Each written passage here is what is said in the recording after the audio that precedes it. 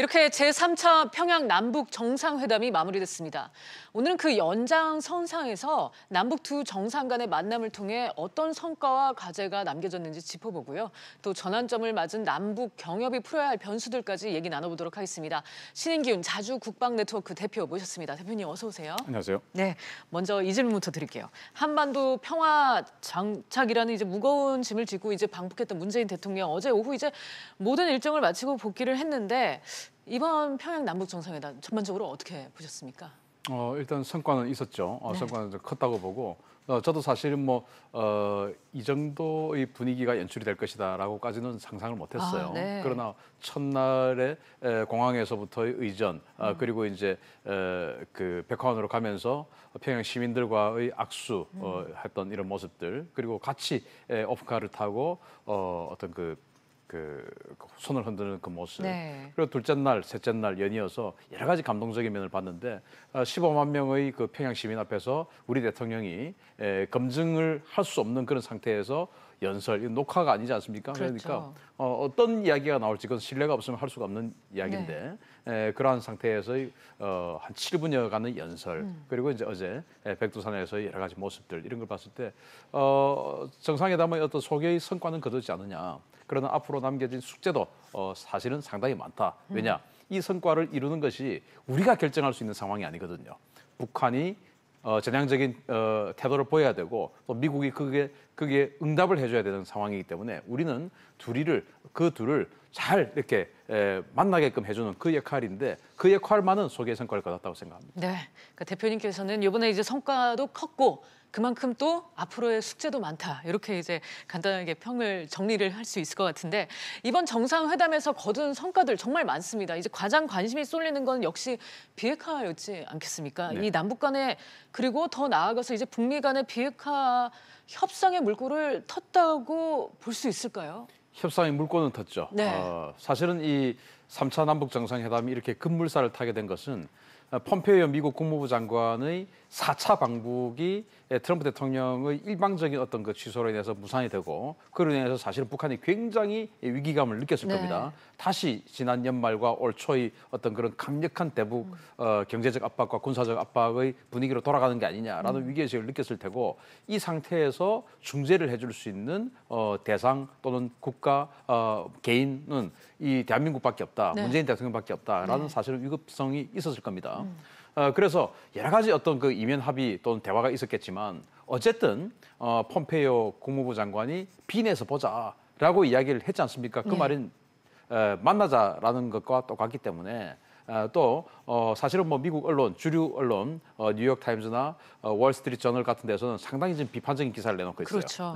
그러나 정작 중요한 문제는 이제 트럼프 대통령이기 때문에 트럼프 대통령은 사실은 종잡을 수 없습니다만 어쨌든 지금 현재의 분위기는 아주 호의적인 그런 트위터 멘션을 지금 날리고 있기 때문에 소개의 성과, 즉 대화의 물꼬는 텄다라고 생각합니다. 네, 좋은 소식이 전해졌다 이런 얘기도 언급을 직접 했고요. 트럼프 대통령이 또 비핵화 외에도 조금 그 의제들을 짚어보면 군사적 적대 관계 종식도 주목해볼 부분입니다. 일각에서는 이제 우리 측이 너무 많이 양보한 거 아니냐 이런 비판적인 시각도 있긴 합니다만 이 부분은 어떻게 봐야 할까요? 저도 그런 비판적인 시각입니다. 아, 그러세요? 군사적 그 긴장감의 해소 부분에 있어서는 큰 틀은 저는 동의를 하는데 네. 문제는 외형적으로 지금 북한이 군사적 긴장감을 해소할 수 있는 어떤 행위를 하지 않고 있어요. 그게 뭐냐면은 남과 북이 서로 간에 지금 군사력을 70년간 키워오고 있는데 그러다가 1970년대, 80년대부터 경제적 격차가 나면서부터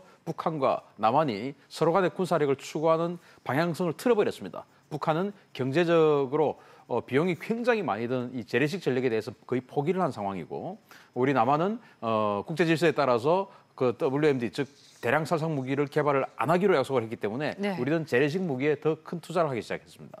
따라서 지금에 와서는 북한은 우리에게 비대칭적인 그 대량 살상 무기, 핵을 포함한 대량 살상 무기를 대량으로 지금 가지고 있는 상태고 우리는 북한에 대해서 상대적 비대칭 무기인 재래식 전력을 아주 많이 가지고 있는데 북한이 지금 우리에게 상대적으로 굉장히 강세를 보이고 있는 이 핵이나 대량 살상 무기에 대한 어떠한 그 공식적인 그 언급도 없는 상황에서 네. 우리가 비대칭 전력인 재래식 전력을 지금 완전히 완전히는 아니지만 상당 부분 다운시킨다는 것은 조금 우려스러운 일이 아닌가. 특히 그 중에서 저는 이제 그 정찰 능력을 억제한다는 거, 네. 이 부분이 상당히 우려스럽습니다. 6.25를 우리가 어떻게 당했습니까?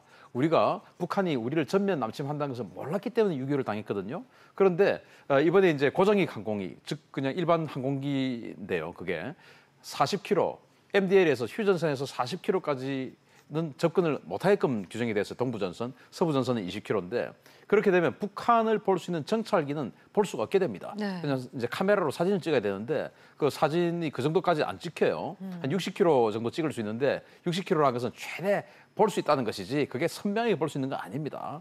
따라서 이렇게 그 고정익 항공기나 회전익 항공 그 헬기죠. 이런 여러 가지를 제한을 하는 데 있어서 위협을 느낄 수 없는 정찰 자산에 대해서는 예외 조항을 만약에 두었다면 이 정도로 좀 그 비판이나 우려를 자아내지는 않았을 겁니다. 그러나 상대가 어떤 의도를 가지고 있는가를 알 수 있는 그 정찰 자산 가지고 북한이 굉장히 위협을 느낄 수 있는 건 아니잖아요. 네. 그런데 그 부분에 대해서 세밀하게 분리를 하지 못하고 그냥 뭉뚱그려서 전투기나 정찰기나 하나의 카테고리에 엮어서 고정익 이렇게 해서 비행을 못하게 해버렸기 때문에 이 부분은 굉장히 우려스러운 일 아닌가 싶습니다. 네, 예, 이런 우려가 되는 점에 대해서도 말씀을 해주셨고요. 남북 경협으로 넘어가 보겠습니다. 이번 정상회담에서 남북 경협 쪽은 좀 전환을 이뤘다 이런 평가가 나오는데 대표님은 어떻게 평가하십니까? 전환을 이루었다라고 평가하는 건 저는 이르다고 생각합니다. 네. 전환을 이룰 수 있는 계기를 마련했다. 네. 왜냐하면 유엔 안보리 제재안에 의해서 지금 경협을 할 수 없게끔 돼 있습니다. 그런 상황에서 뭐 이번에도 그 재벌 총수들 비롯한 경제인들이 대거 방북을 하고 했는데 그분들이 지금 뭘 할 수 있겠습니까? 미국과의 무역을 포기하고 북한과의 경협을 할 수 있는 기업은 대한민국에 누가 있겠습니까? 없습니다. 특히나 이번 삼성이나 LG, SK 이런 기업들은 다 글로벌 기업이에요. 대한민국 국적을 가지고 있지만 세계를 대상으로 하는 그런 기업들인데 과연 미국 은행과 거래를 하지 않는 것을 각오하고 북한하고 할 수 있겠습니까? 없습니다. 따라서 이런 개선되는 분위기로 인해서 혹시나 남북 경협의 어떤 그 가능성 있는 제도적 가능성이 터진다면 이번에 한번 방북을 했기 때문에 그것을 가속화시킬 수 있는 그런 모멘텀 가지고 있다. 하지만 이번 방북으로 인해서 경협의 물꼬를 텄다라고 보기에는 좀 이르다고 봅니다. 네. 한편 이 두 정상이 이제 함께 올랐던 백두산 등반이요. 이게 이제 관광 사업을 염두에 두고 한 거 아니냐 뭐 이런 뭐 분석도 나오던데요. 그럴 수도 있죠. 왜냐하면 저도 그걸 보고 네. 꼭 저기 나도 가고 싶다. 너무 부러웠습니다. 라는 사실. 생각을 네. 아마 저뿐만 아니고 대한민국 국민이랑 다 했을 겁니다. 네. 따라서 남북 관계가 좋아지고 제도적으로 우리 대한민국 국민들이 부담 없이 특별한 어떤 제한 없이 북한 지역을 관광할 수 있는 시대가 온다면 아마 가장 그 버킷리스트 1순위가 백두산을 방금과 같은 삼지연 공항을 통해서 이렇게 올라가는 그리고 케이블카 타고 내려가서 천지물을 한번 떠먹어보는 그게 바로 가장 큰 그 버킷리스트가 아닌가 싶고요. 저도 그렇게 생각합니다. 따라서 야 나도 가고 싶다라는 희망을 저 장면으로 인해서 준 것만 해도 네. 북한 입장에서는 굉장히 큰 성과를 거뒀고 우리 문재인 대통령 입장에서도 국민 전체의 어떤 그 뭐 지금 이 정상회담 을 부정적으로 보는 기류도 있지 않습니까? 그런 분들에게도 희망을 주는 네.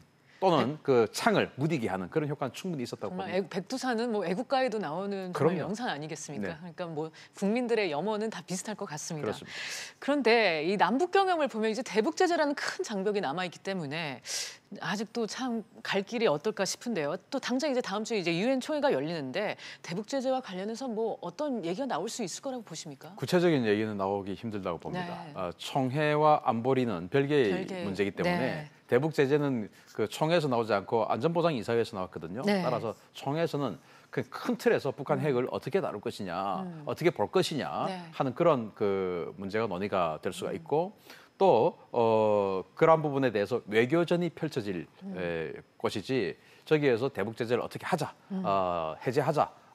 말자라는 것은 결정하기 힘들다라고 네. 보고 특히나 김정은 위원장이 뭐 직접 참석하는 것도 아니고 역시 이제 유엔 대사가 참석을 하기 때문에 북한 입장에서는 대단한 어떤 그 외교적 성과를 거두기 힘들고 또 지금 이제 중국과 러시아가 사실은 북한 편을 좀 많이 들고 있는 입장이에요. 네. 그러나 그 지난주에 트럼프 대통령이 중국에 대해서 우리 문재인 대통령 방북 직전이죠. 바로 전날 중국과 러시아에 대해서 그때 이제 그 방문하기 하루 전 11시에 우리 시간으로 11시에 유엔 안보리를 긴급 소집을 해서 러시아와 중국을 대단히 비난을 했거든요.